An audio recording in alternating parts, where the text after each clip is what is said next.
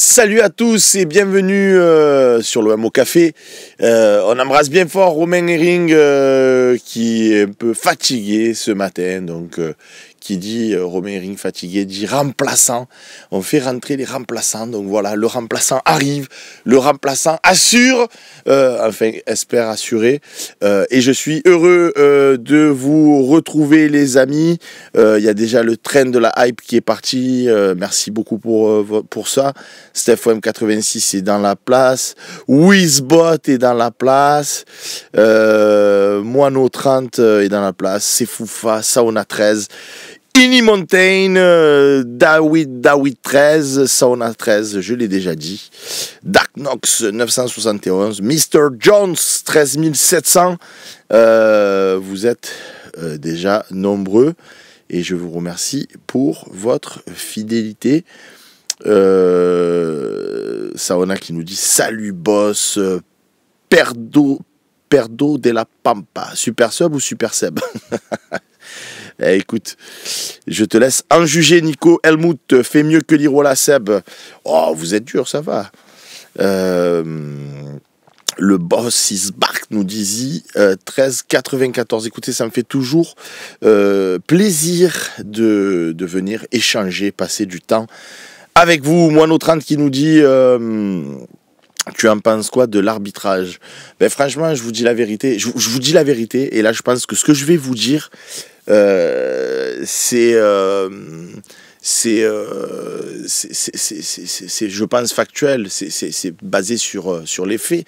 C'est quand vous voyez ce match contre Lille. Vous voyez qu'il y a pénalty sur Olbière. Pour moi, après Max, il n'est pas d'accord. Donc vous voyez que même en interne, au sein des suiveurs du Fossin que nous sommes, Max me dit franchement, c'est vrai, il y a un accrochage. Ça peut se siffler, ça peut ne pas siffler, c'est une interprétation. Il y a le cas de Rowe, il y a éventuellement aussi une faute sur Balerdi sur le but qui est de Lillois égalisateur. Mais là où je veux vous dire, c'est quand je vous dis c'est factuel, c'est que vous voyez bien que quand Lille ils font la contre-attaque, franchement cette contre-attaque ils partent en surnombre. S'il y avait vraiment, comment dirais-je, si on était parano et qu'on se dit il y a une coalition des arbitres contre l'Olympique de Marseille, ils nous en veulent, ils nous veulent du mal, etc. Le mec il laisse jouer la contre-attaque. Vous voyez ce que je veux dire? Or là, le mec il siffle hors jeu. Oh c'est une dinguerie, je suis lillois, je pète un plomb. Tu es en train de faire une contre-attaque, l'arbitre il siffle, il lève la main, hors jeu, tu reviens en arrière alors que tu es en train de faire une contre. Donc cet élément me montre bien ce que je vous dis depuis des années. Et si la commission de l'arbitrage voit cette vidéo, je vous le dis messieurs, vous êtes nuls.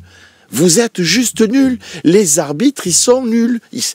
C'est même pas qu'il y a une coalition contre l'OM, c'est même pas que... C'est juste qu'ils sont pitoyables. Et franchement, je vous dis la vérité, quand je suis supporter stéphanois, je vois le contrôle de Greenwood, je vois la faute du Stéphanois à penalty, on est de l'OM, on est content. Penalty, Greenwood, il tire, il marque 2-0. Franchement, on est stéphanois.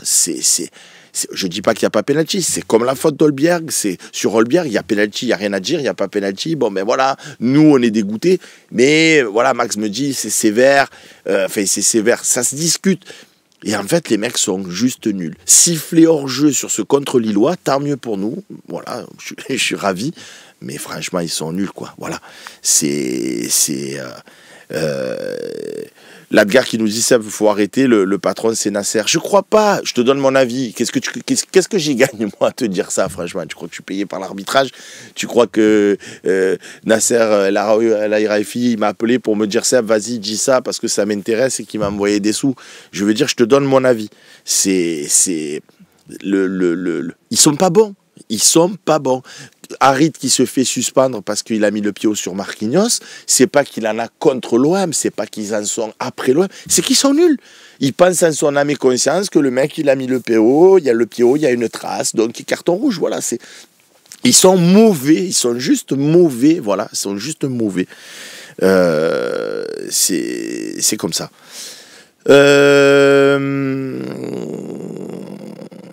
Ben Alex QNDRE qui nous dit mais non, on ne peut pas dire qu'il ne peut pas y avoir pénalty sur Olbjerg. Je réitère, moi j'ai dit, Sébastien Volpe, je pense qu'il y a pénalty sur la faute d'Olbjerg. Max qui est mon frère, mon associé sur le Phocéen avec qui on a créé ensemble ce média, qui est donc à mort pour l'Olympique de Marseille, à mort, il dit il faut être réaliste, il y a un accrochage, s'il siffle. Son discours, c'est de dire, si l'arbitre il siffle, la VAR ne peut pas empêcher le pénalty parce qu'il y a une faute. Mais le fait qu'il n'ait pas sifflé, la faute, elle n'est pas suffisamment conséquente pour que la vidéo revienne sur cette décision. C'est tout ce qu'il dit. Voilà. Et il dit, bon, il y a un bloc du Lillois. Voilà. Il dit c'est soumis à interprétation. Et voilà, on peut... Moi, je vous dis, les arbitres sont juste nuls. Mais c'est catastrophique. Hein. Quand je dis ça, je dis pas du bien. Hein. Je dis juste, arrêtons d'être parano. La preuve, c'est que quand les Lillois font ce contre, que le mec, il siffle hors jeu, il annule l'action lilloise pour revenir en arrière, c'est une folie. C'est contre l'esprit du foot, c'est contre l'esprit du jeu, c'est juste nul. Donc les mecs sont nuls, voilà. Bon, allez, on va pas parler de l'arbitrage toute la matinée, je vous ai dit ce que j'en pensais. La Cuenta 13014 qui me dit, Seb, tu en penses quoi des changements de De Zerbi? Alors... Ce que je pense des changements de De Zerbi, je vous dis la vérité et je vais demander à Loïc ou à Slim sur la prochaine conférence de presse de demander ouvertement à Roberto De Zerbi quel est le problème avec Jonathan Rowe. S'il le voit comme nous, parce que moi ce joueur, chaque fois qu'il rentre, qu'il soit remplaçant, ça ne me dérange pas. On n'est pas le FC Rowe, on est l'Olympique de Marseille, donc pas de problème, le coach a fait l'équipe qu'il veut et puis on a gagné sur les 4 derniers matchs, 3 victoires et nuls. Bon, franchement, on ne va pas se plaindre. Mais le mec, il est rentré et il a encore fait une belle entrée. 3 minutes. Il a encore fait une belle entrée. 3 minutes. Oh, mais le Rowe, d'autant que Mopé, il était carbo. Je veux dire, Mopé carbo, tu as refait comme un gardon. Et il est numéro 9, ne viens pas me casser les couilles en me disant oui, non, mais il défend pas et tout. Il est numéro 9, tu en as 10 derrière lui pour défendre. Ça va, 10 derrière pour défendre. Non, tu peux en laisser un comme Greenwood. J'ai refait mon système parce qu'il défend pas assez. D'ailleurs, monsieur Greenwood, bravo, vous avez bien mouillé le maillot, Mason, et franchement, ça fait plaisir de voir ton implication lors de ce match. Ça change d'autres matchs où il était plus en train de marcher. Mais donc, fais-le rentrer, le Greenwood. Oh, c'est un truc de fou. On a gagné contre Monaco, mais pourquoi il n'est pas rentré dans les mêmes circonstances pareilles? Je veux dire, tu es 1-1. Alors, il y a ce débordement de Murillo, la main, le penalty, Greenwood et Thierry Marc, on gagne de 1, tant mieux. Mais... Donc, je ne comprends pas. Après la sortie de Valentin, il le trouve un peu émoussé. Il fait rentrer notre milieu à sa place. Bon, il fait rentrer surtout Cornelius, il fait monter Kondogbia. Bon, c'est des choix, ça vous voyez ce que je veux dire, c'est des choix. C'est difficilement critiquable, je comprends son raisonnement, il faut qu'il redonne du temps de jeu à Cornelius. Kondogbia en ce moment il est très bon, n'ayons pas peur des mots. Donc voilà, c'est moi, mon interrogation, elle est plus sur Rowe, je comprends pas. Voilà. Mais bon, après, vous avez votre avis vous aussi, et il est respectable. Nico Amskas qui nous dit sans Rouli, ça n'aurait pas été le même match, c'est sûr. Il est énorme. Dizzy94 qui nous dit si tu fais le break avant, tu parles pas forcément de ce penalty. Je vous dis la vérité, moi j'étais au stade. Après, si vous étiez derrière votre poste de télé, ça marche aussi. Hein, c'est pas. Je suis un privilégié, j'en ai conscience, mais tout ça pour vous dire, vu du stade, le 1-1, franchement, il est mérité, les gars. Et contre Monaco, on aurait fait 1-1 ou 2-2, c'était pareil. Je veux dire, c'est des matchs équilibrés. Là, les Lillois, ils ont cette action où Zegrova, il se retrouve tout seul devant Rouli, il fait le petit piqué, ça passe juste à côté. Enfin, des occasions, ils en ont eu moult et moult d'occasions. Donc, à la fin, que ça se termine 1-1. Mais c'est vrai que sur, par exemple, l'action de Mopé, quand il dribble le Chevalier, qui tire et qui prend le poteau, bon, c'est dommage parce qu'effectivement, mais alors après, tu as 100% de réussite. On ne peut pas gagner tous les matchs. Vous voyez ce que je veux dire? C'est à un moment donné. Donc franchement, on m'aurait dit avant Lens, Monaco, Saint-Etienne et Lille, on aurait pris 10 points sur 12. Je signe tous les jours et vous signez avec moi tous les jours. Avant, hein, je vous parle d'avant. On sortait de la défaite contre Paris, contre Auxerre. On n'était pas au plus mal, mais on n'était pas bien. Donc voilà. à 7,93 qui nous dit quelle action menée contre la médiocrité des arbitres. L'OM peut-il supprimer les hospitalités pour les arbitres et les dirigeants de la Ligue? Ça, c'est une vraie question à 7. Parce que moi, je pense vraiment qu'il n'y a pas de consigne, il n'y a pas de directive en disant vous allez carrer l'Olympique de Marseille, on ne veut pas qu'il gagne, etc. Je pense pas qu'on en soit là. Mais après, attention, je dis je ne pense pas. J'affirme pas, non, c'est sûr, j'ai pas de preuve que ce. Mais à 95%, j'ai ma propre conviction qui dit non. Mais par contre, sur la médiocrité, il faudrait revoir toute la politique. Le problème, c'est comme en politique, c'est que les mecs, ils sont tellement, entre guillemets, la tête dans le seau au quotidien, qu'il n'y a plus de recul, vous voyez, ils n'arrivent même pas à s'autocritiquer, mais c'est vrai pour toutes les, c'est vrai pour tous les, comment dirais-je, c'est vrai pour tous les corps de métier. Quand vous faites partie quand vous faites partie d'un corps de métier, ben il y a les syndicats, c'est difficile en fait de se mettre de se remettre en question. Donc là, l'arbitrage, qui est un patron de l'arbitrage qui dise ouais, effectivement, j'admets que mes arbitres sont nuls, donc on va changer le système de formation. Moi, je vais vous dire la vérité. Bon, je l'ai déjà dit 100 fois, mais à chaque fois je le dis parce que c'est une telle réalité. J'étais professeur des écoles. Quand vous voyez, si j'avais été ministre de l'Éducation nationale, je ferais un concours, une sélection des professeurs qui vise à dire, surtout en primaire, qui vise à dire, évidemment, il ne faut pas que les professeurs ils fassent de fautes d'orthographe, de grammaire, etc. Ça, c'est une lapalissade. Qu'ils aient un petit bagage mathématique pour dire 2 plus 2, ça fait 4. Vous voyez ce que je veux dire? Mais tu ne fais pas des intégrales, tu ne fais pas des résolutions d'équations à 10 inconnus, pas plus qu'à 2 inconnus d'ailleurs. Donc c'est plus, moi je mettrai l'accent sur quel est le niveau d'écoute du professeur envers les élèves, quelle est sa capacité pédagogique, quelle est sa capacité didactique, voilà, ça serait un bon professeur à mes yeux. Or, j'ai vu des tas et des tas de potes à moi, de collègues qui voulaient devenir professeurs des écoles, filles ou garçons d'ailleurs, et qui n'y arrivaient pas parce qu'ils se faisaient barrer la route par des mecs qui étaient ingénieurs.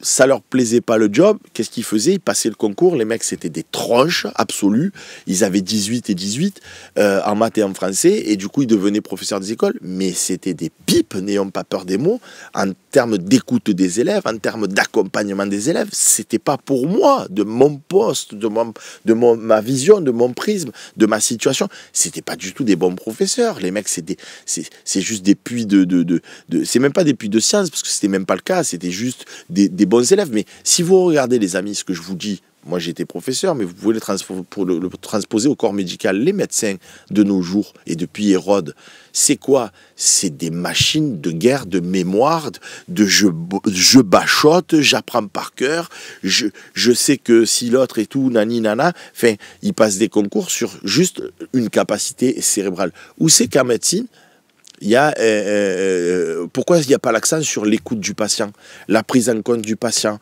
la vision globale du patient, s'il a tel souci, telle problématique, à quoi ça peut être dû pour arriver à rééquilibrer cette problématique. On s'en tape. Les mecs, c'est des robots, c'est des machines de guerre. Eh ben, l'arbitrage, c'est pareil. Tout ça pour vous dire que ce soit la sélection en tant que professeur des écoles, que ce soit la sélection de nos médecins, pour moi, les concours, ils sont inaptes. Et les arbitres, c'est pareil. On prend des athlètes. On prend des mecs qui courent le 100 mètres à une vitesse de fou. Ils sont hyper toniques, hyper rapides, hyper endurants et tout. Mais l'esprit du jeu, c'est pareil qu'un professeur qui n'est pas assez pédagogue. C'est pareil qu'un médecin qui n'est pas assez à l'écoute de son patient. C'est pareil. On ne prend pas des mecs qui ont le... Moi, je prendrais des arbitres et je sélectionnerais des arbitres. Ça serait des mecs qui ont le foot dans le sang, qui ont l'amour du jeu, qui savent ce que c'est. Une faute qui est faite pour annihiler une action de l'adversaire ou une faute qui est pas méchante. Un arbitre, et c'est pas parce que c'est arbitre, ça serait un joueur du PSG, de Lyon, de Monaco, c'est pareil. Jamais il doit être exclu. À la limite, un carton jaune pour dire tu n'as pas maîtrisé ton geste. Et encore que le mec qui joue le ballon, c'est l'autre qui arrive. Je veux dire, mais ça, c'est de la sensibilité. Il faut avoir joué au foot, il faut être un joueur de foot pour le ressentir. Les mecs, c'est des robots. il a levé le pied haut, j'avais fait l'imitation la dernière fois, mais c'est ça, il a levé le pied haut, il a mis le coup de craie, c'est Robocop, c'est tout. Donc voilà, c'est... Pour moi, l'histoire, elle est là, quoi. El Comandante 13303, je récupère le direct sur le chat, enfin j'essaye, petit pont sur ces deux premiers ballons, Ro c'est la vie. Franchement, ok j'ai compris, Ro il défend pas assez d'après De Zerbi, d'accord j'ai entendu. Ro il fait peut-être pas assez d'efforts à l'entraînement, ok j'ai... Oh les gars, vous savez quoi? Il y avait un mec qui s'appelait Neymar Non c'était Neymar? Non, c'était pas Neymar, c'était Ronaldinho.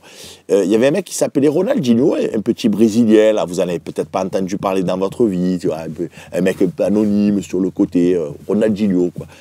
Il jouait au PSG. Luis Fernandez, il disait, tu sors pas, tu fais pas ci, tu fais pas assez les efforts, et moi tatati, et moi tatata, etc. Résultat des courses, le mec, il en a eu marre, il est parti au FC Barcelone. Barcelone, ils lui ont dit, le Barça, ils lui ont dit, vous savez quoi? Vas-y, fais ta life, fais-nous gagner des matchs. Éclate-toi au foot, fais-nous gagner des matchs. Le mec, ça a été un monstre, un génie du foot. Je veux dire, l'Euro, sur ce que je lui vois faire, moi, à chaque fois qu'il rentre en jeu, le mec, à un moment donné, il était juste devant moi, en plus, sur le stade. Il prend le ballon, il a dribblé toute l'équipe lilloise. Ils se sont mis à 6 pour l'arrêter, c'est un truc de dingue. Donc, je veux bien l'histoire de il ne défend pas assez, je veux bien qu'il faut qu'il travaille à l'entraînement. Mais de là, le faire entrer à la 89e, à la 91e, à la 99e, à la 103e, à la 215e et à la 617e, tu vois ce que je veux dire? Qu'il soit pas titulaire en disant, écoute, moi, tant que tu t'impliques pas plus à l'entraînement, tu seras pas titulaire dans mon équipe. Tant que tu fais, tant que tu as dit, ok. Mais fais-le rentrer à un quart d'heure de la fin, le bonhomme, qui nous fasse gagner des matchs.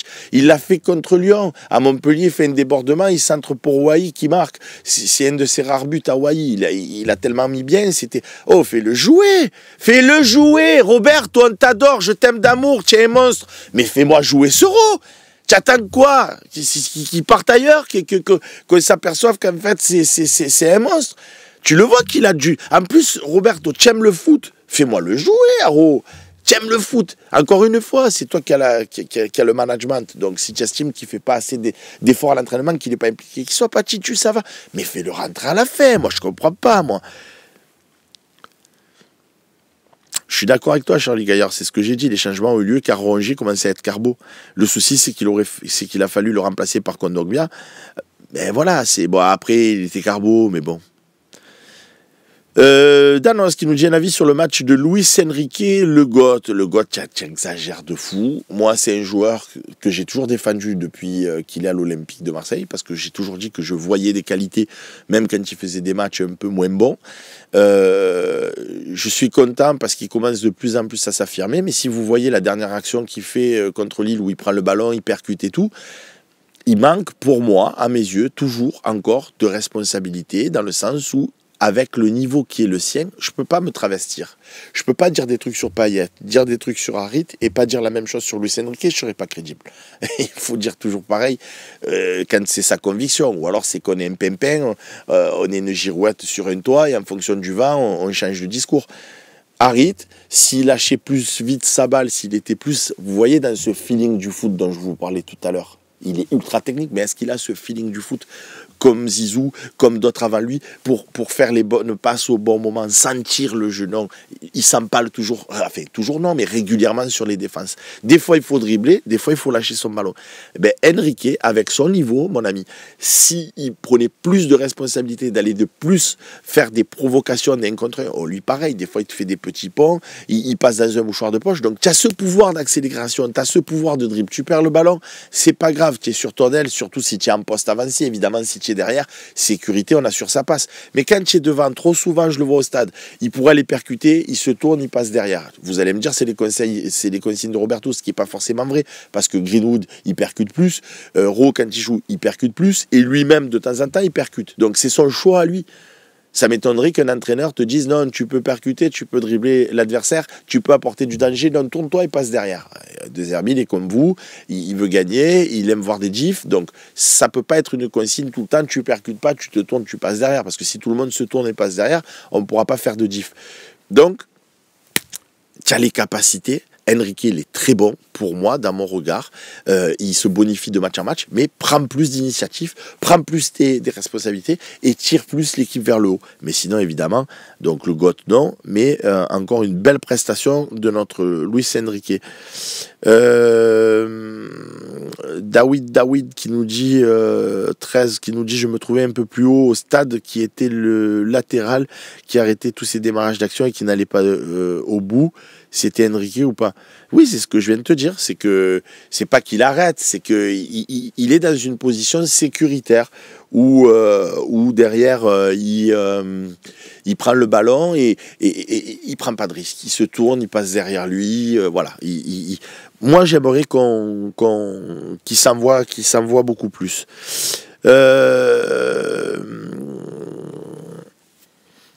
Moineau qui nous dit: oui, c'était très équilibré, on a vu un bon match, mais les changements me laissent un coup amer. Ouais, mais moi je peux pas aller sur ce terrain-là, Moineau, parce que quand il fait pas de changement, on dit: ouais, qu'est-ce qu'il fait? Il apporte pas du sang frais, les autres ils font rentrer 10 joueurs, façon de parler, et toi tu fais rien. Là, je veux dire, sur ce qu'il a fait, franchement, moi, mon seul regret, c'est qu'il ne fait pas rentrer Raw plus tôt. Après, faire reculer Cornelius, c'est pas une gaffe de Cornelius. Je veux dire, on prend un but sur un coup franc. Le mec, il saute. J'ai revu l'action 10 fois. Il prend du haut. C'est même pas un coup de tête où il casse les cages. Il prend du haut du crâne. Le ballon, il fait une espèce de cloche. Tu crois que ça frappe la barre ou ça sort dehors? Non, non, il est allé lober le goal. C'est impossible qu'il ait fait exprès. Il est au duel, il saute, il fait ça avec sa putain de tête, là. Et il marque le but, on ne sait même pas pourquoi. Yastimal qui dit: tu fais sortir Rongier, désolé, fais redescendre Rabiot au milieu et rentrer Rabiot, c'était plus judicieux. Yastimal, je peux être que d'accord avec toi.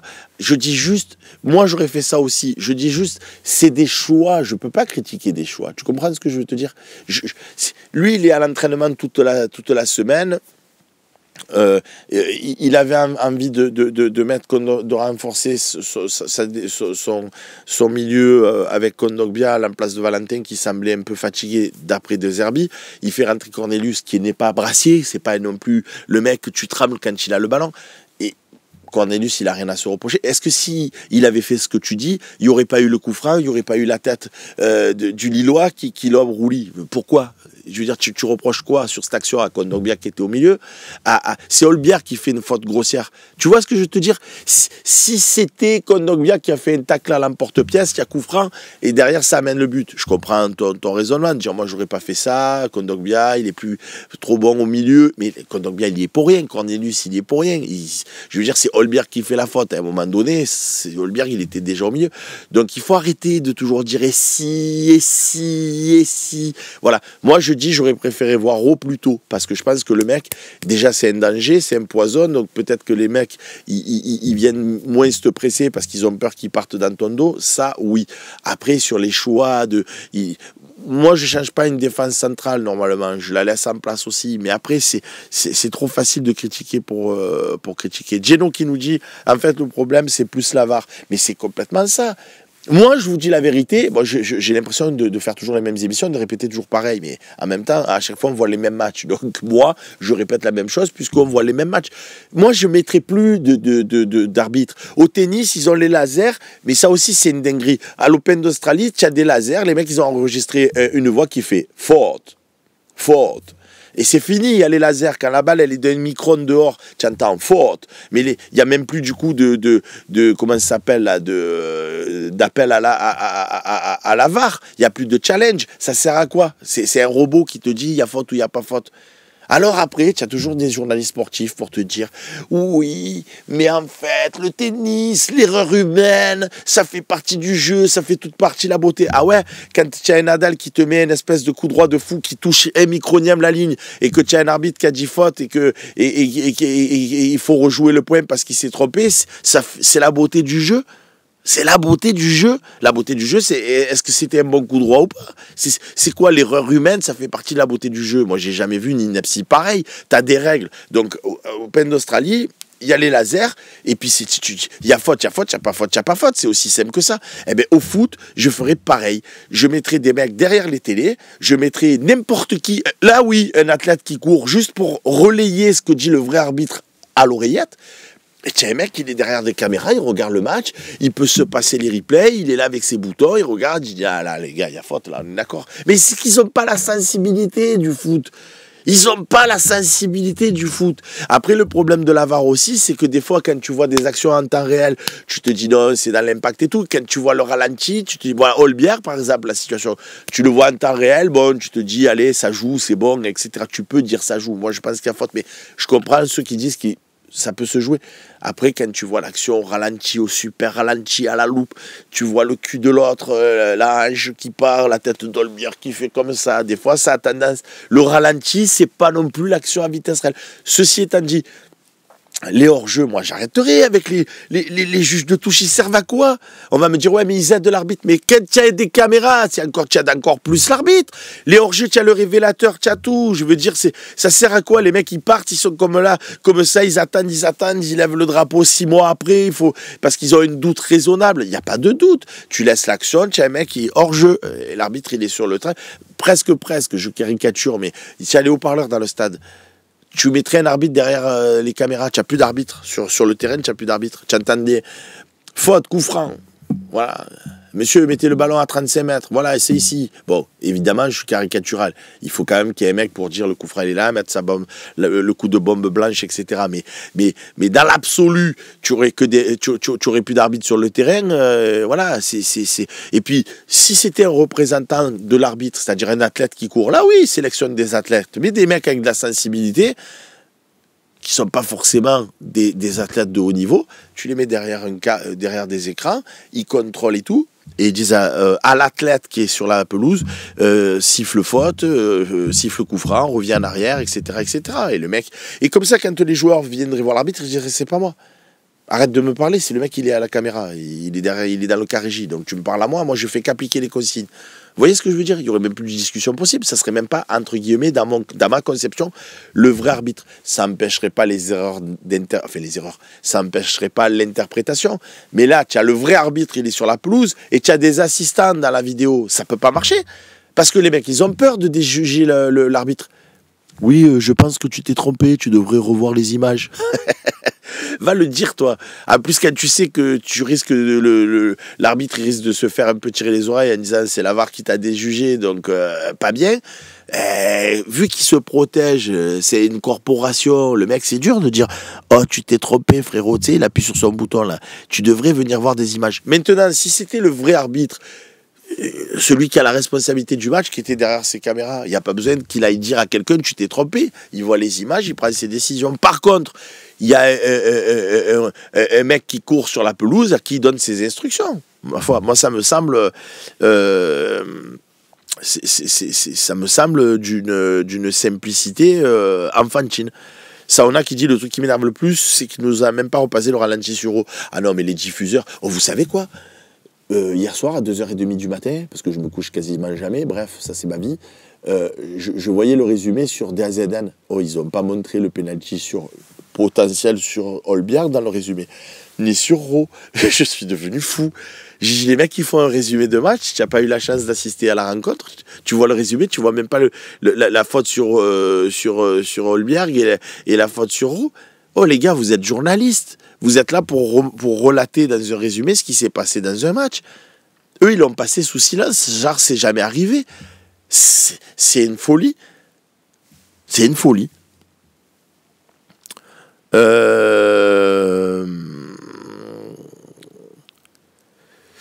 OM13 qui nous dit tu as quitté ton métier de professeur des écoles pour te consacrer au Phocéen, c'est beau ça par amour de l'OM. Ben ouais, j'ai lancé le Phocéen et après j'ai arrêté ma carrière de professeur des écoles. Pourtant ça me plaisait beaucoup. Après je regrette rien parce qu'autant avec les enfants, je pense que j'étais très bon.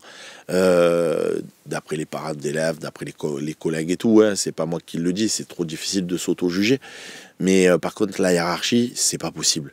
J'accepte d'avoir des chefs dans la vie, mais il faut qu'ils soient juste compétents. Voilà. On peut me donner des directives, j'ai déjà travaillé avec des responsables, dont certains très compétents, c'est un régal. Moi j'aime bien être seconde, troisième, xème dans une équipe. Si les mecs au-dessus qui te donnent des directives, ils sont juste très bons dans ce qu'ils font. La plupart du temps, je travaille avec des mecs, c'est moi qui leur explique, quoi. C'est trop dur. Et tu peux pas lutter. Et là, les inspecteurs dans l'éducation nationale, c'est des mecs qui sont là pour venir te conseiller, mais c'est pas les meilleurs des meilleurs de la crème. il y avait un grec qui disait, le maire de ta ville, le responsable de la région, le président de la République, ça devrait être quelqu'un qui a putain de réussi dans la vie. Ce que je dis, c'est une dinguerie ou pas? Le maire, moi j'habite à La Ciotat, le maire de La Ciotat, ça devrait être le mec le plus fort de La Ciotat. Le plus fort en termes de réussite professionnelle, en termes d'écoute des problèmes des gens, en termes de... Vous voyez ce que je veux dire? Là, c'est des gens, ils font de ce qu'on dit, de la politique. Eh, votez pour moi, je vais des promesses. Mais s'il faut, le mec, il n'a jamais rien fait de sa life, en fait. Le mec, il n'a jamais créé un emploi. D'ailleurs, la plupart du temps, les politiciens, ils se vouent à la politique, donc ils ont pas exercé un vrai métier. Comment tu veux qu'ils comprennent ton problème à toi, alors qu'eux-mêmes, ils n'ont jamais exercé? Ben, inspecteur d'éducation nationale, c'est pareil. Les mecs, ils ont une classe de 3 ans, après, ils font conseiller péda, et après, conseiller pédagogique, et après, ils passent inspecteur. Mais moi, j'ai eu des inspecteurs qui sont venus me voir. En plus, moi, j'avais pas peur. Moi, j'ai peur de dégueu. Donc, le mec, il me dit, mais monsieur Volpe, vous avez pas fait ceci, vous avez pas fait cela. Je disais, ah ouais, pourquoi toi tu l'as fait dans ta classe, toi? Le mec, il m'avait dit à moi, parce qu'il savait pas quoi me dire, parce que ma séance, elle était très bien. Il me dit, oui, vous aurez pu faire un peu plus de tutorat au niveau de vos élèves. C'est-à-dire que, en plus, j'avais une classe, c'était un CP-CM2. J'avais mixé pour que les collègues ils soient dans une situation un peu plus confortable au nombre de la gestion des classes en termes d'élèves par classe. Donc, je m'étais frappé un CE1, CM2. Et le mec, il dit, oui, j'aurais aimé voir une séance où les CM2 expliquent au CE1, etc. Dans le fond, je comprends ce qu'il dit. Ça s'appelle la théorie. Dans la pratique, tu fais cours à tes CM2, tu as 2 classes. Dans la même classe, tu as la moitié, c'est les CM2, l'autre moitié, c'est les CE1. Et tu t'occupes un coup des CM2, tu leur expliques la leçon, tu leur donnes du travail à faire, puis après, tu bascules vite sur le CE1, et en fait, tu fais que switcher tout le temps. Et le mec m'avait dit, j'aurais aimé voir un cours où les CM2, ça soit dans ce cours-là, les CM2, ils expliquent au CE1. Ouais. Et moi, je l'avais regardé, j'ai dit, c'est tout ce que vous avez à me dire? On en est là? Vous ne pouvez pas me dire félicitations de gérer un double cours pour avoir soulagé vos collègues. Bravo, la classe est bien tenue, les petits sont impliqués. Non, le mec, il t'invente des dingueries, en fait, tu vois, il ne sait plus quoi dire. Voilà, et moi, je lui disais, monsieur, vous savez quoi, vous estimez que je me souviens, je lui avais dit, vous estimez que je ne suis pas assez bonne, du coup, puisque j'aurais dû faire une leçon avec du tutorat, c'est ça, monsieur. J'ai dit, ben, vous savez quoi, je pense que demain, je vais poser ma démission, je vais quitter le corps de l'éducation nationale. Mais pas du tout, ne faites pas ça, monsieur Vol, pourquoi ne le prenez pas comme ça? J'ai dit, mais au lieu de me féliciter, vous me faites des reproches. Si vous faites des reproches, c'est que vous estimez que je ne suis pas suffisamment qualifié. Si je ne suis pas suffisamment qualifié, je me barre. C'est logique ou pas? Voilà, si on me fait des critiques constructives, je prends. Des critiques sur du vide, et ciao bambino. Donc voilà. Donc oui, j'ai quitté au M13 le métier de prof d'école parce que... et c'est pareil, je vais pas faire de la délation. Mais tu avais des potes qui étaient profs des écoles, nana ou mec, hein, c'était des monstres. Ils tenaient leur classe comme personne, ils faisaient apprendre des élèves comme personne. Mais tu en avais des autres, c'était des fumistes. Or toi, quand c'est ton collègue et que tu n'es pas une poucave comme ils disent les jeunes, tu fais quoi? Bah, tu observes juste. Alors moi, j'allais les voir, je disais gros ou grosse. Eh, ça passe bien gros, grosse moins ça. Je suis en train de me rendre compte. Mais je disais, oh, dis, la classe quand même, fait un peu quand même. Tu vois, pourquoi tu es mon chef? Non, je suis pas ton chef. Et je vais pas t'emblâtrer non plus. Je te dis juste, essaye de faire un petit peu plus. Mais quand tu vois des manquements, qu'est-ce que tu veux faire? Et même si tu es le directeur de l'école, tu peux rien faire parce que tu n'es pas le supérieur hiérarchique. Un directeur d'école n'est pas le supérieur d'un professeur des écoles, enseignement, instituteur. C'est l'inspecteur. Donc il faut appeler l'inspecteur, j'ai constaté que, etc. Enfin, c'est une folie. Alors que dans les collèges, le proviseur, c'est le directeur, c'est le supérieur hiérarchique des professeurs. S'ils viennent te voir en disant ce que tu fais, ça ne me convient pas, ben, tu obéis ou sinon tu as des soucis. Dans l'école, tu regardes le directeur, alors pense-toi un collègue. Donc c'est trop difficile, quoi. Mais oui, j'ai quitté l'éducation nationale pour l'amour de l'OM et je le regrette pas. Perdre de la Pampas, c'est un Premier ministre. Mais je te dis la vérité, je ne me prends pas pour un autre et je ne suis pas plus fort que la moyenne. Mais est-ce que si j'étais directeur de la commission de l'arbitrage, on recruterait des arbitres qui seraient plus pertinents? Est-ce que j'essaierais avec la FIFA de mettre en place des règles? Déjà, je sonoriserais tous les arbitres pour savoir pourquoi ils disent transparence, transparence, les amis. Donc oui, je pense que je prendrais... peut-être pas Premier ministre parce que je n'ai pas suffisamment comment dire, d'expertise pour gérer des budgets de la nation et puis ça m'intéresse pas. Mais par contre, si j'étais responsable du corps arbitral en France, oui, tu verrais des meilleurs arbitres. Oui, ce serait peut-être pas à l'avantage de l'OM parce que je serais intègre et irréprochable. Mais oui, c'est sûr. Et dans beaucoup de corps de métier, je pense que je peux apporter et donner des bons conseils.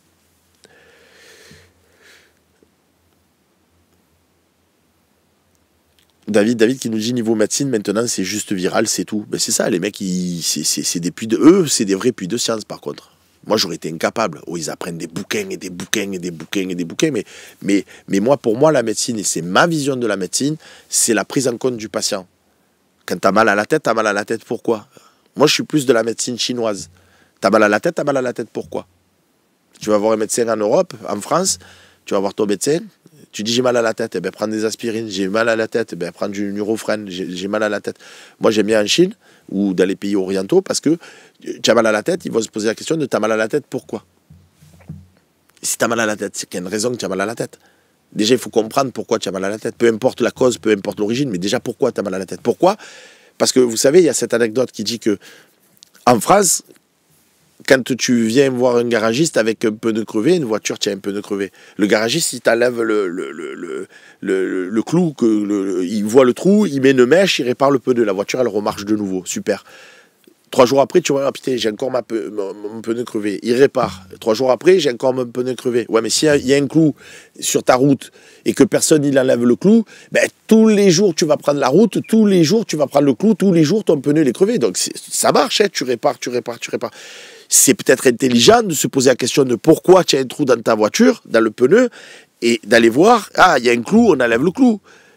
Ça n'empêche pas que tu mets une nouvelle mèche dans ton pneu pour réparer la roue, mais il n'y a plus le clou, et du coup, le pneu, il ne se trouve plus. Eh bien, en médecine, moi, ma vision, elle est là. Tu as des mots, pourquoi? On va chercher à comprendre. Et les médecins d'aujourd'hui, ben, c'est plus des machines à te donner des cachets qu'à essayer de comprendre ton état, quel que soit ton état. Et moi, je pense pour aller mieux dans la vie, il vaut mieux comprendre ta situation globale. Mais pour ça, il faut être formé, les gars. Si tu es juste un puits de science sans médicaments et que tu n'as pas un peu ce côté, pas psychologue, mais prise en compte du patient, vous voyez ce que je veux dire? Eh bien, les arbitres, c'est pareil, ils n'ont pas cette sensibilité foot. Ils n'ont pas, tu le vois qu'ils n'ont pas cette sensibilité. Le mec s'énerve tout seul. Ils n'ont pas cette sensibilité foot, donc ça peut pas marcher. Mais je suis d'accord avec toi, Jalabert, c'est ce que j'ai dit. Pourquoi ne pas mettre l'arbitre en tribune? Il verrait mieux que la VAR. C'est clair. Je veux dire, l'arbitre, il prendrait plus de la hauteur. Moi, je le mettrais derrière des télés. Je le mettrais dans la tribune, en salle de presse, en conf de presse, là où il y a les... Alors, évidemment, dans son box, à lui, avec les télés, voilà, il aurait son box, qu'on ne puisse pas interférer. Il voit le match, et en même temps, surtout, il a des écrans de contrôle. Comme ça, il a la sensibilité du match. On peut même le mettre un petit peu plus bas. Il a la sensibilité du match, et en même temps, il a les écrans de contrôle pour voir. Et il a quelqu'un avec qui il interagit. Bon, là, par contre, j'ai perdu le... j'ai perdu le fil du live. Voilà, là, je suis trop loin, là, à force de parler. Rose et Ronaldinho, mais il ne serait pas à l'OM. J'ai pas dit que... c'est trop comme Corben Dallas Multipass. J'ai jamais dit que Ronaldinho, Rose, c'était Ronaldinho. Je te dis juste que dans la gestion de Ronaldinho... Il y avait à l'époque Luis Fernandez qui disait Fernandinho, tu défends pas assez, Ronaldinho, tu défends pas assez, Ronaldinho, tu n'es pas assez impliqué à l'entraînement, Ronaldinho ceci, Ronaldinho cela. L'autre, il s'est barré. Il le mettait remplaçant. Je te punis, tu n'as pas assez travaillé à l'entraînement, je te punis. L'autre, il s'est barré. Au Barça, ils lui ont dit fais ta life, vas-y, si tu es en retard à l'entraînement, tu es en retard à l'entraînement. Fais-nous gagner des matchs. C'est deux visions qui s'affrontent. Et moi, je vous parle beaucoup de mon expérience professionnelle. Vous savez comment je faisais avec mes élèves? Moi, j'aurais dit, tu es en retard à l'entraînement, tu ne joues pas le prochain match. Parce que je pense que la rigueur, la fermeté et l'exemplarité, ça doit exister. Mais par contre, le match après, j'aurais dit, bon, tu as vu le match dernier, tu as été sur le banc, le prochain match, je te mets titu. Tu vas nous faire gagner. Et tu vas te bouger le cul à l'entraînement parce que sinon, je vais te... Le chaud, le froid. Moi, avec mes élèves, de temps en temps, ils avaient des punitions. De temps en temps, ils étaient privés de récréation. Mais de temps en temps, ils étaient mis en avant, félicités, parce que la vie, elle est faite des deux. Tu ne peux pas que taper sur les gens, ou tu ne peux pas que féliciter en permanence et jamais sanctionner quand ça ne va pas. Ben, je te dis juste qu'avec Rowe, qui le pique, qui le sanctionne pour le faire jouer mieux, ben ouais, mais complètement. Le mec, c'est qui? C'est Jonathan Rowe. Et Ronaldinho, à l'époque, pareil. C'est normal qu'il y ait un cadre. C'est normal qu'il y ait de la rigueur. Mais derrière, après, congratule, félicite. Le mec, il t'a fait gagner à Lyon, quand même, pardon. Donc, je sais pas, juste le mettre en plaçant en permanence et le faire rentrer à la 89e, à la 88e, à la 91e. Fais-le rentrer à la 70e, à la 75e. Donne-lui un petit quart d'heure de jeu, quand même. Là, tu le fais jouer 3 minutes. C'est dans la gestion, mon ami. J'ai pas dit que c'était Ronaldinho. Vous êtes dur. Charles Galère qui nous dit ça viendra, le boss, c'est juste que cette équipe a pas assez de garantie défensivement. Il faut arrêter. Charlie, pardon, je n'ai même pas lu la fin, donc même à la fin, il a fallu garantir au moins de ne pas perdre parce que Lille nous pressait. Mais je suis pas d'accord avec toi, Charlie, je suis pas d'accord du tout, dans les grandes largeurs. Rappelle si tu veux, il n'y a pas eu le numéro de téléphone. Si vous voulez appeler, on peut appeler Loïc ou pas, parce que je fais que parler, mais... Allez, Charlie, appelle, on a un débat. Moi, je suis désolé, tu enlèves un Mopé qui est grillé, qui est carbonisé, qui est mort de chez mort. Tu fais rentrer un Jonathan Rowe. Les mecs, ils vont moins se livrer, ils vont moins se presser parce qu'ils savent que tu peux pas partir en contre avec Jonathan Rowe. J'ai dit des bêtises ou pas? Même s'il ne défend pas, ce qui n'est pas non plus une réalité absolue, parce que c'est un joueur de foot, il se replace à minima, mais admettons qu'il ne fait même rien. Le Barça, il jouait pas avec Messi. Il défendait Messi. Il faisait que marcher tout le match. Mais le mec, il marque un but à chaque match. Alors, l'autre, il va me dire, ah, tu compares, maintenant, il compare Rowe avec Messi. Je compare personne. Je te dis juste qu'à la fin d'un match, les 10 dernières minutes, tu peux faire rentrer Jonathan Rowe à la pointe de l'attaque de l'Olympique de Marseille pour essayer d'apporter du danger. Et pas laisser un Mopé que j'aime beaucoup dans son abnégation, dans son abattage, mais qui était carbo. Nico Helmut qui nous dit Rouli dans le top 3 des gardiens de l'OM et s'il continue comme ça avec Barthez et Mandanda. Moi, franchement, Barthez, ça sera. Barthez, c'était un monstre. Barthez, oui, pour que ça devienne l'équivalent de Barthez, il faut qu'il joue comme il joue aujourd'hui et sur toute la saison. Sur plusieurs saisons. Après, moi, Steve, je l'ai adoré, c'est un super mec. J'ai eu souvent l'occasion d'échanger avec lui. C'est vraiment un bon mec. Un super mec même. Et c'était un monstre. Mais j'aimais pas du tout son jeu au pied. Dans les sorties aériennes, c'était léger, de mon prisme. Les pénaltys, il en arrêtait quasiment jamais. Alors on va me dire, oui, c'est pas vrai contre tel club, un truc. Bon, ok, 1 sur 1000. La Rouli, en termes d'efficacité, pardon, mais sur les sorties aériennes, il s'impose de fou. Sur sa ligne, il est invulnérable, quasi. Au pied, il est très bon, même si on va me dire, ouais, il a fait une bourde contre Lille. Ouais, il a fait une bourde, c'est un être humain, les gars. Oh. C'est pas des machines, les gars. Donc, ouais, moi, à son niveau actuel, depuis le début de la saison, je le fais meilleur que Mandanda, pardon. Et même si j'adore Steve, qui est un super mec et qui était extraordinaire, elle phénoménal. Mais Rouli, attends, faut arrêter. Il a tout le temps 8 et 9 sur les notes du Fossin et c'est justifié. BMC qui nous dit non, Enrique n'est pas bon, arrête. Mais le foot, c'est ça. Chacun, il a son regard. Il n'est pas bon par rapport à ce que toi, tu espères voir de Enrique. C'est le delta entre tes attentes et ce que tu vois. Moi, Enrique, par rapport à ce que je sais qu'il peut faire et ce qu'il fait, je suis content. Il me manque plus de provocation, plus d'accélération, mais sinon, sur le principe, c'est ça, Jean-Luc qui nous dit Enrique, son rôle sur le but, en une touche, il a déséquilibré tout le bloc lillois, mais c'est exactement ça. Et il a été mauvais, c'est juste une dégrille de dire un truc comme ça, c'est pas vrai, c'est objectivement pas vrai.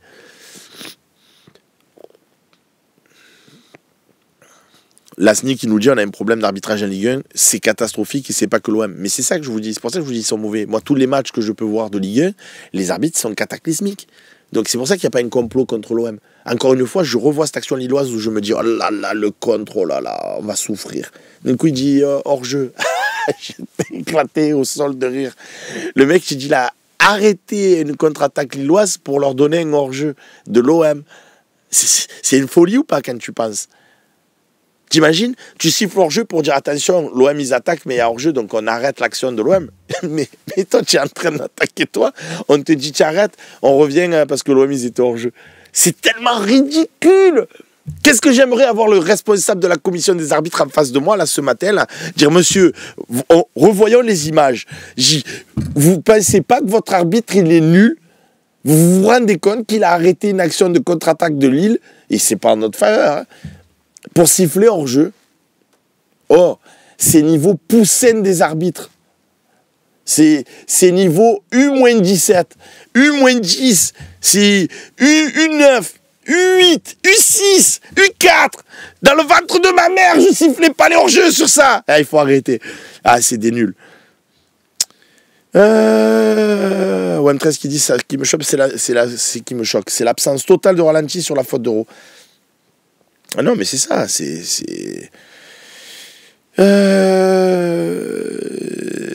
Bon, écoutez, je reviens au direct. Ah là, il y a 70 milliards de messages. Je suis d'accord pour Rulli, il est super rassurant. Rulli peut devenir une légende s'il garde ce niveau. Faut arrêter le bashing à Enrique. Bah, c'est pas moi qui va le bâcher, je l'aime beaucoup ce joueur. En tout cas, je vous ai bien fait rire sur l'histoire de l'arbitrage. Donc pardon à tous les messages que j'ai fait scroll. Mais ouais, mais moi j'ai fait des envolées lyriques, je parle d'un truc et tout, le mec il est passionné, il décroche de Twitch après, putain c'est trop. Bémorad qui nous dit on parle pas du tacle par derrière sur Rabiot, mais oui, mais on peut décortiquer tout un match. Après le foot, c'est le foot aussi. À un moment donné, on n'aura pas des matchs parfaits où tout a été vu, tout a été disséqué, tout a été... Voilà, moi si c'était moi le responsable de la Ligue aussi, enfin le responsable des arbitres, je leur dirais aussi de laisser un peu plus jouer, quoi. Là, c'est à chaque fois qu'il y a un petit truc, et laisse jouer. Moi, j'aime bien l'arbitrage en Angleterre. Voilà, tu vois du foot. Oh, le foot, c'est un sport de contact quand même. Là, toutes les 30 secondes, tac, ça siffle. Après, vous voulez que je vous dise le truc? Oh, messieurs les arbitres, messieurs les responsables de la réglementation. Il y en a un jour qui va dire qu'il y a un blessé, surtout quand il est à 1 mètre de la ligne, il roule sur lui-même, il sort et on le soigne dehors, que ce soit des Olympiens, que ce soit des Lillois, que ce soit des Stéphanois, que ce soit des Parisiens, que ce soit qui vous voulez, le mec il se blesse, il sort. Sauf s'il est dans le coma. Il a fait un choc de la tête, il tombe par terre, il est dans le coma, on vient le soigner sur la pelouse. Mais les autres, même si tu es claqué, frère, même si tu as la jambe cassée, tu fais du cloche-pied sur ton autre jambe. Moi, quand je me casse la jambe, je vais aux urgences comment? On vient me chercher chez moi, je reste par terre, là, je suis là, ouais. Non, j'y vais, je me déplace. Putain, les mecs, c'est des athlètes. Tu te lèves, tu fais cloche-pied, tu vas dehors, et après, on te soigne pendant un quart d'heure s'il faut. Oh, moi, ça m'insupporte. Les mecs sont par terre, ils sont là. Les soigneurs, ils arrivent, et ils sortent 2 minutes après, un coup de spray, et ils rentrent, ils courent à 2000, tu sais. Mais tu n'as pas envie de leur mettre carton jaune pour simulation, pour gain de temps manifeste.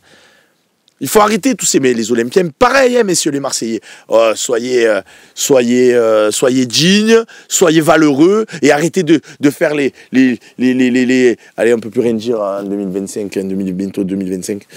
On a Benjamin qui nous a appelé. Salut Benjamin. Salut Seb. De quoi tu veux parler? Je vais pas être très original de l'arbitrage et surtout du problème de cohérence. Moi, ce qui me gêne le plus, en fait, je pense qu'ils peuvent se tromper, qu'ils peuvent faire des erreurs, ça arrive à tout le monde, mais que la VAR après en fasse une autre, c'est très compliqué. Mais encore plus, c'est qu'il n'y a pas de cohérence derrière, en fait. C'est-à-dire que la même faute pour nous, elle n'est pas jugée pareil la semaine d'après. Et on le voit même dans une interview de l'arbitre là qui nous arbitre contre Paris où il explique, je crois que c'est à Rességuier, que la semaine d'après, il mettrait pas rouge parce que ça a niqué le jeu, qu'il mettrait un jaune. Et c'est la même chose pour Benassia quand il intervient et que en gros, il se prend 4 matchs, qu'on le traite de voyou partout. Je parle même pas du traitement médiatique. Mais après, derrière, qu'est-ce qui se passe quand il y a Luis Enrique ou d'autres dirigeants qui critiquent l'arbitrage? Ils prennent rien, mais rien de rien. Et ça, c'est ça qui me dérange plus qu'autre chose. Après, pendant le match, ils peuvent se tromper. Derrière, les instances, à chaque fois, on se fait niquer. Désolé pour le langage, mais on se fait à chaque fois bouffer. Et c'est ça qui me fout, en fait. Et je veux bien à chaque fois qu'on tape du poing sur la table, une fois par an, on se fait encore plus défoncer la gueule. Et ça paye pas. C'est ça qui me dérange, perso. Voilà. Je suis d'accord avec toi sur le reste.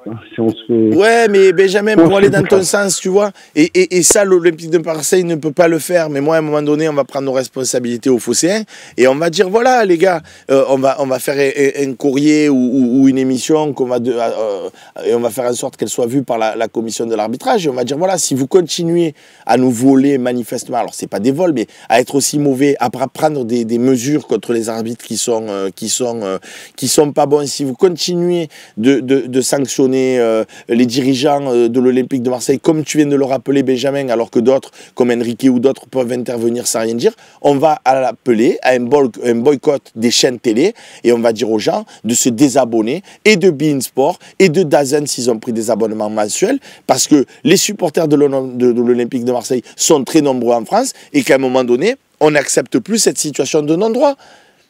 On ne veut pas un traitement de faveur, on ne veut juste pas avoir le sentiment de se faire léser. Donc s'il faut qu'on réunisse, nous, le Phocéen, qu'on soit à l'origine d'un grand mouvement, est-ce qu'on y arriverait? Je ne sais pas, mais sous forme de pétition où on dit voilà, on se désabonne, ne serait-ce que sur 2 mois, pas sur toute la saison, mais pour taper, comme tu dis, du poing sur la table en disant, voilà, s'il y a encore des erreurs d'arbitrage, parce que les Longoria, les Benassiac, tu veux qu'ils fassent quoi? S'ils appellent à ça, ils vont se faire exclure, l'OM va se faire exclure de la Ligue 1 pour dire, vous appelez par les instances. Mais nous, moi, qui c'est qui va me dire quelque chose à moi? Ils vont faire quoi? Ils vont me dire on t'exclut de la Ligue 1. Eh bien, excluez-moi de la Ligue 1, j'y joue pas de toute façon. Et moi, je suis un organe indépendant de l'Olympique de Marseille. Donc, à un moment donné, s'il faut leur faire peur, la vie, malheureusement, ça marche.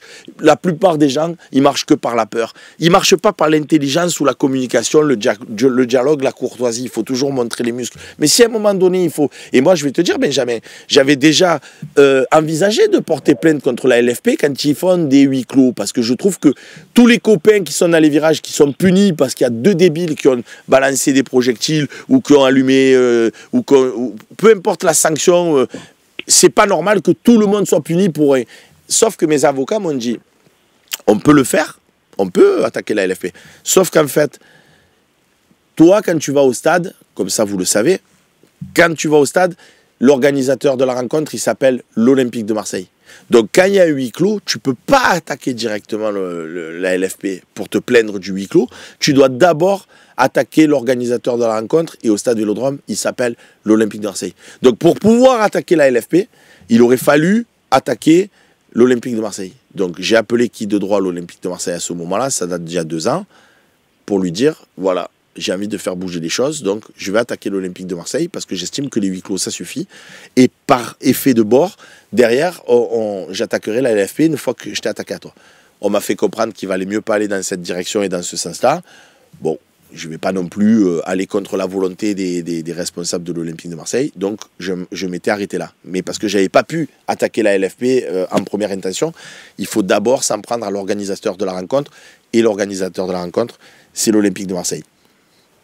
Moi, je pense qu'une pétition aussi, chacun mettra l'importance que ça a, mais en gros, s'il y a des gros chiffres, je veux dire, on est quand même la plus grosse base de supporters en France, et ben, ça fera au moins parler au niveau médiatique, et ça, après, ça va mettre la pression sur la LFP, parce qu'en gros, quand il faut prendre notre thune, quand il faut avoir nos abonnements et avoir, je sais pas combien de millions de gens devant la télé, et ben, en gros, là, ils sont contents. Quand il faut utiliser les images des gens qui utilisent des fumigènes, ils sont contents, ils sont fans de l'OM.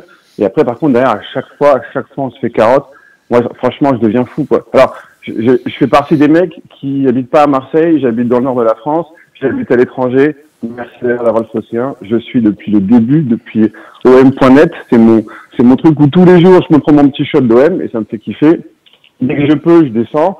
Mais franchement, j'aurais pu péter des télés si j'étais plus riche, tellement ça me rend fou de voir des décisions pourries et de voir que derrière, il y a aucune démarche pour que ça change, quoi. J'ai l'impression que les années passent, moi ça fait 43 ans, ça fait un moment que je suis l'OM quand même, et qu'en fait à chaque fois on se nique, je vais pas faire le parano, mais je me dis juste, on se fait avoir, et après on nous tape sur l'épaule, en gars, bon les Marseillais, arrêtez de faire les paranos, de toute façon en 93 vous l'avez volé, et puis après ciao, quoi.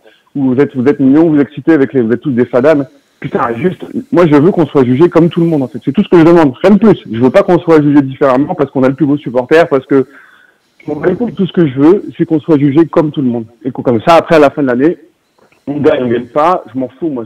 Si je suis OM, c'est pas pour les titres, c'est pour l'ambiance, c'est pour la passion. Moi, c'est de l'émotion. Et mon émotion, elle est à chaque fois défoncée par des incompétents et des gens qui, à mon avis, sont de mauvaise foi. Voilà, c'est tout. Non, mais je suis tout à fait d'accord avec toi et je te remercie beaucoup, Benjamin, pour ton appel. Jacques de Saint-Jean qui nous dit le problème, c'est qu'on est 3 abonnés, si on se désabonne, nada. Mais vous voyez, ce que je vais dire, c'est contre-intuitif. Ce que je vais dire, c'est contre-intuitif et ça n'arrivera jamais. Ça n'arrivera jamais.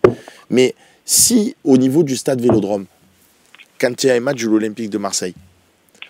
Il n'y avait personne qui assistait à la rencontre. Personne. Ni Jambouin, ni Gagné, ni les loges, ni pas les loges, ni les virages sud, ni les virages nord. Il y avait des guns. Et à la place, il y avait des banderoles avec marqué marre de ces sanctions injustes, marre de cette omerta, marre de la non-communication, marre des sanctions abusées, etc. Et que ça soit pendant 2 matchs, 3 matchs, 4 matchs. Et que les caméras, quand ils filment le stade, ils sont bien obligés de filmer. Et que, vous vous rendez compte, les médias, TF1, les journaux télévisés et tout, ça serait là à dire les supporters de l'Olympique de Marseille dénoncent le système en ne se rendant plus au stade. Mais qui va le faire? Moi, le beau premier. J'émets des hypothèses. Mais j'ai pas envie de manquer un match de l'OM et personne. Donc en fait, on se prend quelque part à notre propre à notre propre idée, parce que pour que ça marche, il faudrait que le stade il soit vraiment à huis clos, comme quand on est sanctionné. Mais c'est nous qui le décidons. C'est nous qui disons huis clos total. On n'y va plus. Voilà. Mais sauf qu'on ferait perdre aussi des recettes à. Par contre, si vous pouvez couper Benjamin à la régie, s'il vous plaît, merci beaucoup. Parce que je l'entends toujours en fond, du coup, c'est assez désagréable, certainement pour lui et pour moi. Donc voilà, c'est pour ça que je disais plus de jouer sur le diffuseur, parce que là, au moins, les gens qui sont sur le stade, ils ne se pénalisent pas. Mais du coup, ça veut dire que les gens qui veulent voir le match, ben, vous allez dans un bar, vous allez où on prend un abonnement pour X personnes, on se regroupe. Mais il faut fédérer, il faut lancer des idées, pour que les gens, à un moment donné, disent, bon, là, les mecs sont vraiment en colère. Là, les mecs, ils vont loin. Là, ils menacent de se désabonner, ils menacent de ne plus aller au stade, ils menacent parce qu'il y en a marre. Et que le système, il va s'écrouler. Parce que si tu n'as plus un OM fort, voilà. Mais ça, ce qui serait encore plus génial, c'est que les copains lensois, les copains des Stéphanois, les copains, alors commencez pas à me dire, les Parisiens, les Stéphanois, c'est pas des copains. Là, je me place à un niveau au-dessus du sportif. Comprenez ce que je veux dire? Donc, commencez pas à venir me dire, hey, il a dit les copains stéphanois, les copains lensois. Ok, moi je suis pour l'Olympique de Marseille, personne ne pourra me l'enlever. Mais si on se fédérait tous, vous vous imaginez si on s'appelait tous et qu'on se disait, voilà, le prochain match de Ligue 1, il n'y a personne dans les stades. Pour dire maintenant, on veut un arbitrage cohérent pour tout le monde, comme vous l'avez dit et répété, comme Benjamin l'a affirmé. Pas que à l'Olympique de Marseille, pour tout le monde. On veut des professionnels. Il y en a marre de vos magouilles, sinon c'est vide. Mais quand c'est qu'on va le faire, ça? Arrêtez. On ne le fera jamais. On ne peut pas fédérer tout le monde. Il y a plein de gens qui vont te dire c'est des conneries, ça ne marchera pas, c'est des idées en bois, et tatati. Les Lensois, les Parisiens, les Stéphanois, ils vont dire c'est une idée d'un Marseillais, donc on ne le fait pas, ne serait-ce que parce que c'est l'idée d'un Marseillais. Si c'était un Lyonnais qui lançait l'idée, on dirait c'est un Lyonnais qui a eu l'idée, on ne le fera pas. Donc pour mettre tout le monde d'accord, c'est quasi impossible. Mais ça marcherait à coup sûr, moi je pense. Si vraiment il y avait des matchs, des stades vides pendant 2, 3, 4 journées, comme il y a eu pendant le Covid, où on dit, voilà, tant qu'il n'y a pas un bel arbitrage avec des gens formés, qu'on arrête de nous prendre pour des idiots, on ne viendra plus dans les stades de Ligue 1. Tant pis pour les recettes de tous les clubs. Tant pis pour la LFP. On ne viendra plus. Il ferait quoi? Il serait bien malin. Il serait bien obligé de prendre des mesures. Sauf qu'on n'arrivera jamais à fédérer tout le monde. C'est utopique. Voilà. Et en plus, Yann Nyonyo, il nous dit le QSG n'est pas concerné. Donc, tu as complètement raison.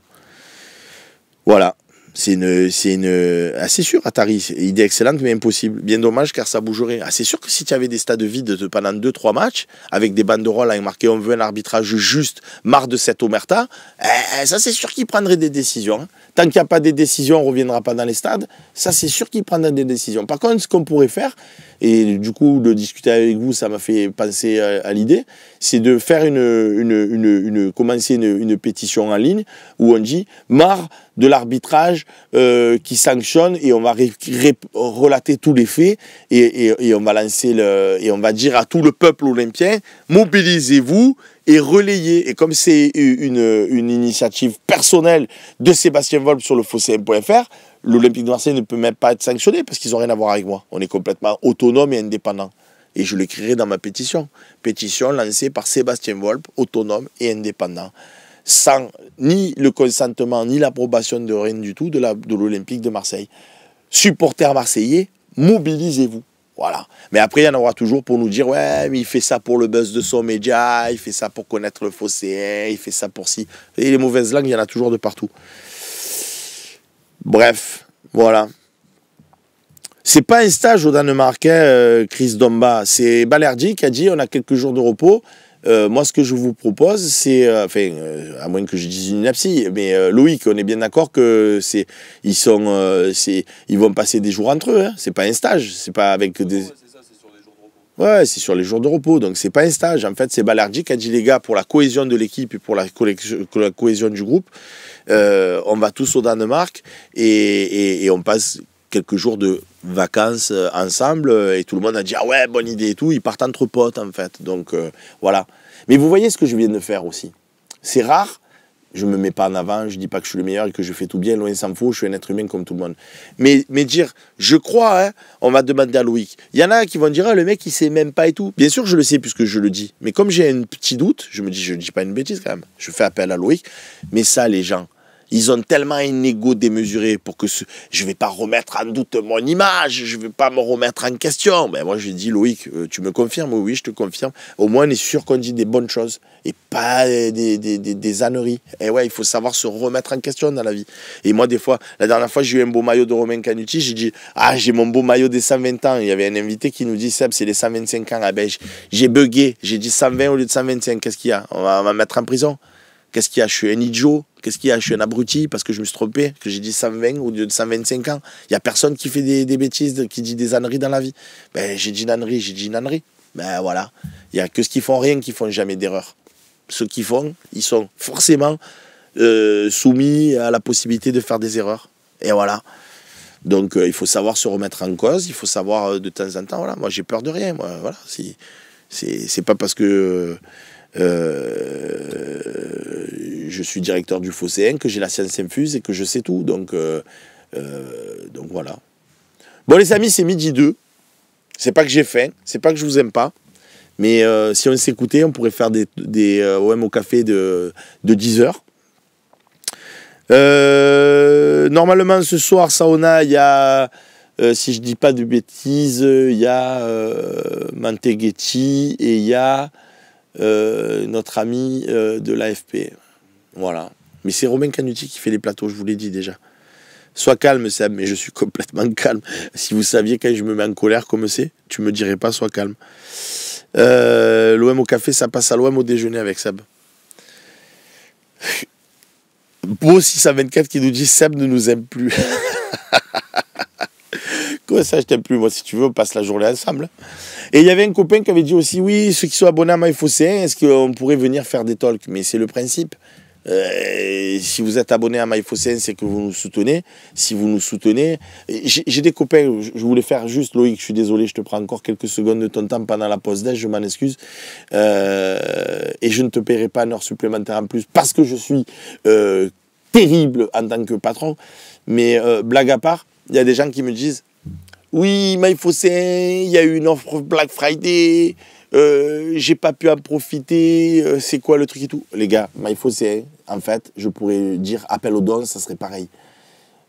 Ceux qui s'abonnent à MyPhocéen, c'est que vous aimez le phocéen, c'est que vous voulez soutenir notre média, nous donner de la force, parce qu'on est indépendant, on ne fait pas partie d'un gros groupe de presse, comme peut faire partie l'équipe dans le groupe Amaury, la Provence qui est chez CMA-CGL. Nous, on est autonomes. Nos actionnaires à nous, c'est vous. Donc, quand on lance des trucs Black Friday pour justement vous donner envie de découvrir le produit, venir nous soutenir, ceux qui ont déjà donné des sous, si vous voulez que je vous rembourse, oh voilà, s'il y en a qui veulent que je leur offre gratuitement, je vous l'offre gratuitement. Le concept, il n'est pas d'avoir des ristournes ou pas des ristournes. Le concept, c'est est-ce que vous voulez soutenir le phocéen ou pas? C'est ça l'idée de MyPhocéen. C'est soit vous avez la version avec les publicités, soit vous avez la version avec où financièrement vous venez nous aider. Mais je veux dire, le principe n'est pas de dire comment je fais pour avoir un accès au phocéen sans pub, mais en payant le moins. Vous voyez ce que je veux dire? Enfin, moi, en tout cas, je ne fonctionne pas comme ça. Je suis abonné à d'autres médias. C'est des médias que j'aime beaucoup. J'attends pas qu'il y ait une discount ou qu'il y ait une réduction pour pouvoir m'abonner. Je m'abonne parce que j'aime le média. Vous voyez ce que je veux dire dans l'idée? Voilà. Et je suis en train de réfléchir, comme je vous l'avais dit, sur une grille tarifaire où en fait chacun donne ce qu'il peut quelque part. Celui qui veut nous soutenir mais qui n'a pas forcément beaucoup de moyens, ben, il donne 1 euro par mois. Et celui qui est blindé, il donne 50 par mois. Façon de parler, hein, j'ai fait des grands écarts, mais vous voyez le principe et le concept. Sauf que ça, c'est encore, comme mon histoire des stades vides, c'est encore un concept théorique. Parce que dans la réalité, quand tu peux donner 1 euro, la plupart des gens, même s'ils sont blindés de chez blindés, vont te donner 1 euro parce que pourquoi ils en donneraient 2, 3 ou 5? Et voilà, il faut tomber sur des gens qui sont un peu exceptionnels et qui vont se dire, eh ben moi je peux filer 10 ou je peux filer 15, je peux filer 20, ça ne change pas ma vie, j'aime bien, je vais filer 20. Un peu comme le fait le Navarfou qui régale de subs en permanence. Je suppose, et j'espère pour lui en tout cas, qu'il a un salaire plus que correct pour faire ce qu'il fait.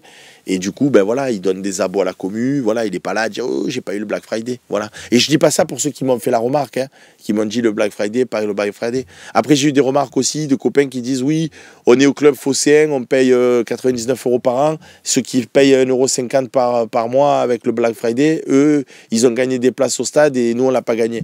Mais d'être au club phocéen, c'est pas je suis prioritaire sur les autres, c'est j'ai plus de moyens que d'autres. Je veux soutenir le phocéen parce que j'adore, donc j'adhère.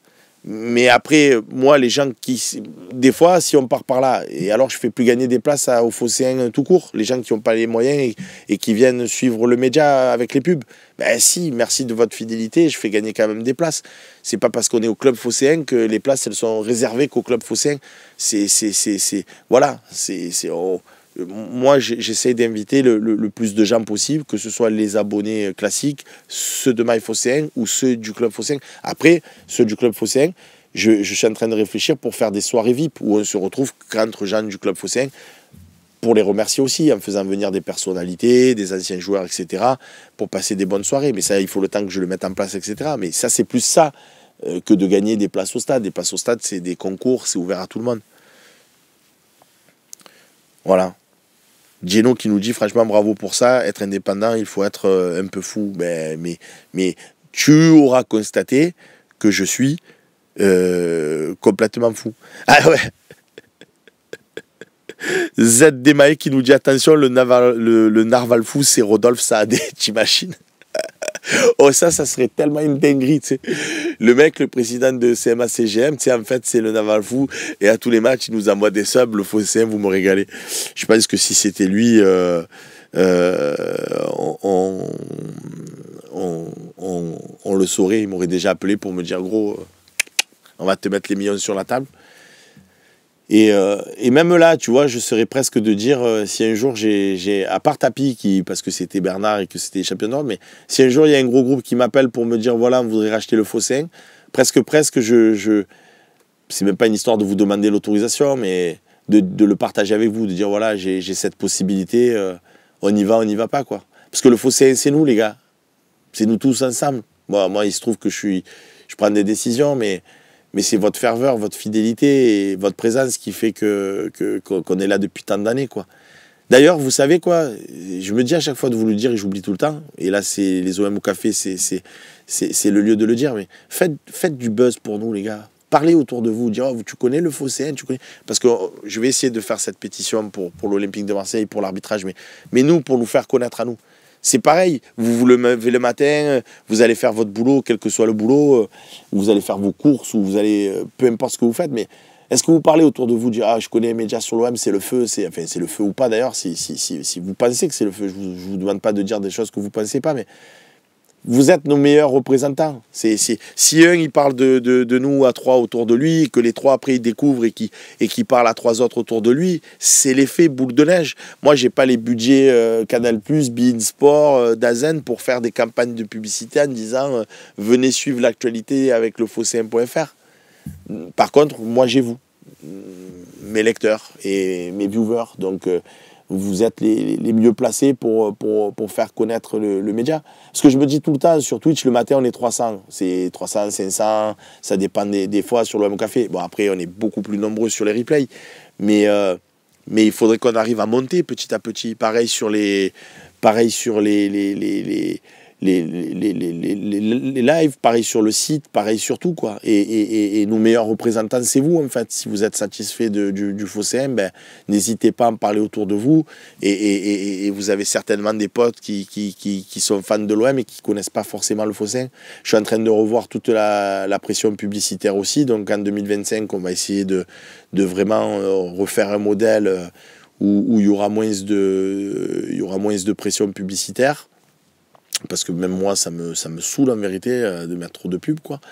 Donc voilà, quoi. Et surtout d'essayer qu'il y ait le plus de personnes possible qui nous rejoignent sur MyPhocéen, que je vais peut-être unifier avec le Phocéen. On est en train d'en réfléchir avec Damien, mon responsable informatique, à peut-être faire qu'un seul média, ce sera le Phocéen, et il y aura la version gratuite ou payante.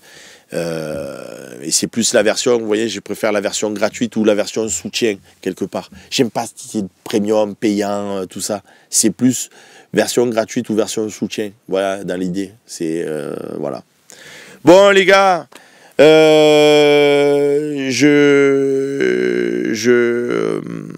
le Phocéen, c'est pas mal ça. J'aurais dû l'appeler le Phocéen. Les amis. Merci en tout cas d'avoir été avec moi toute cette partie-là. Merci de nous regarder en replay si tel est le cas. Et n'hésitez pas, faites du bruit pour le Phocéen et faisons du bruit tous ensemble pour l'Olympique de Marseille pour faire valoir les droits de notre club préféré. Allez, je vous embrasse à tous. Bon appétit, bye bye.